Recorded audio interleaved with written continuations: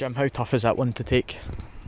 Listen, it's gonna take a day or so to get over it, maybe even longer. But the fact of the matter is, we don't have a great deal of time to dwell on it because of the importance of Wednesday night. But now, look, as you can imagine, everybody is gutted. The players are on the floor in there, as you would imagine. There's been some tears and some real disappointment because of the opportunity that we've missed out on.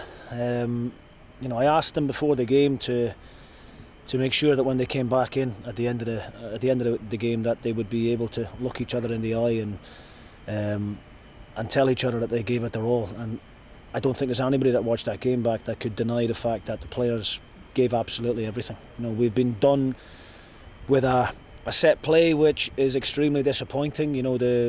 The build up to it, we don't need to give away the cheap free kick, and then we have to deal with it better when it comes in. Our reaction to the ball coming back off the crossbar is not quick enough either, and unfortunately we go behind. But there was plenty of time left in the game for us to go and get an equaliser, and I think anybody watching the game back could see in the second half that we threw absolutely everything we could at them. We tried to get as many forward players on the pitch as possible, but credit to Livingston. They're a very good defensive team. They're very well organised, and they made life extremely difficult for us, and we couldn't come up with a solution to break them down. Unfortunately, we had opportunities. Conor McCarthy's got a really good header cleared off the line from the set play.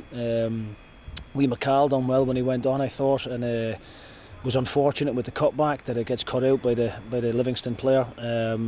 But look, we probably didn't do enough, and that's the bottom line. But the manner of the goal that we conceded is the real sore point for us.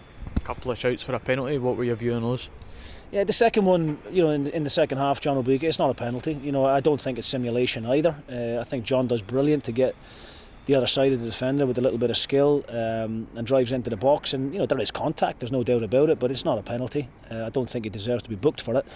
But the one in the first half is clear as day. When you watch it back, we watched it back at half time, and Joe gets a touch to the ball and Devlin kicks right through the back of his calf, and they're the kind of decisions that you really need the referees to get right, especially when you're up against it like we are. And unfortunately that decision hasn't went our way, because if it had, it would have made things a lot more different. Obviously Jamie McGrath doesn't normally miss from 12 yards, and we would have expected him to put the ball in the back of the net, and it would have been game on again.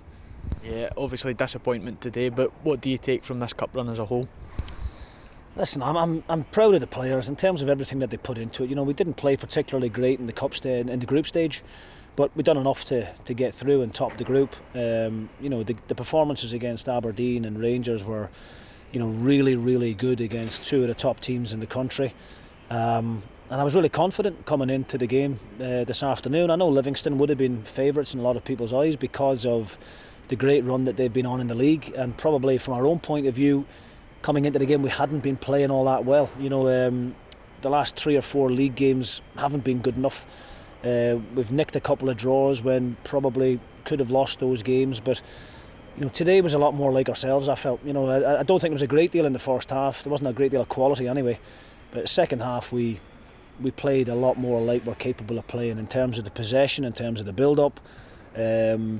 And yeah, I think the players and hopefully the fans back home who've watched it will appreciate how much the boys put into it. Just unfortunately we didn't carry enough luck today. There's obviously, with the amount of fixtures we've got coming up, kind of no time to feel sorry for ourselves straight back in against Dundee United on Wednesday night. Yeah, look, of course. I mean, I said to the players in there, it's going to be sore. It's going to be extremely painful tomorrow when they wake up and realise that they're not in that final at the end of next month. But we can't dwell on it. It's different when these kind of games are at the end of a season where you've only got a couple of games left, and but we've got a hell of a lot of football to play now between now and the end of the season. The cup is done. We've done well to get to this point. Unfortunately, we haven't done well enough to get to the final, but it's all about the league now. And the games are coming thick and fast. I think we've got something like 10 games in the next 30 days or so, which is going to take a great toll on the players, and I'm going to have to try and use the squad as best I can between now and the end of the season. So Yeah, look, we're gutted, and I'm absolutely devastated for everybody back home who's been watching it. I'd like to thank them for all the positive messages that we've been given, all the stuff on social media that we've been able to see. The flags going up on Friday morning were brilliant. They gave the players a great lift. We're gutted for them, but I hope they can appreciate what the players put in on the day. Unfortunately, the big decision with the penalty doesn't go our way, but these things happen. I suppose we just have to take experience from it and use it in a positive manner going forward. Thanks very much for your time. Thanks, James.